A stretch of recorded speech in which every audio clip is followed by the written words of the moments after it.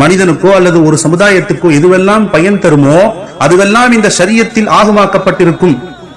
அதே போல மனிதனுக்கோ தனி மனிதனுக்கோ ஒரு சமுதாயத்துக்கோ எதுவெல்லாம் அழிவையும் ஆபத்தையும் ஏற்படுத்துமோ அதுவெல்லாம் இங்கே இந்த ஷரியத்திலே தடை செய்யப்பட்டிருக்கும் என்பதை நாம ஒரு முஃமினா நம்பணும்.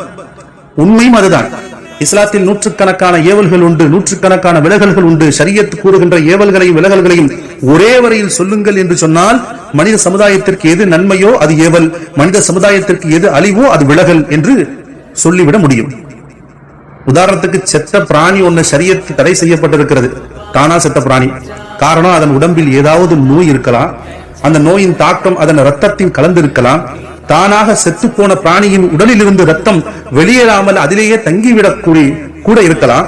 அந்த பிராணியை சாப்பிடும் போது அது நிச்சயமாக உடலுக்கு கேடாக கூட அமையலாம் என்று சொல்லிதான் இஸ்லாம் அதை தடை செய்திருக்கிறது.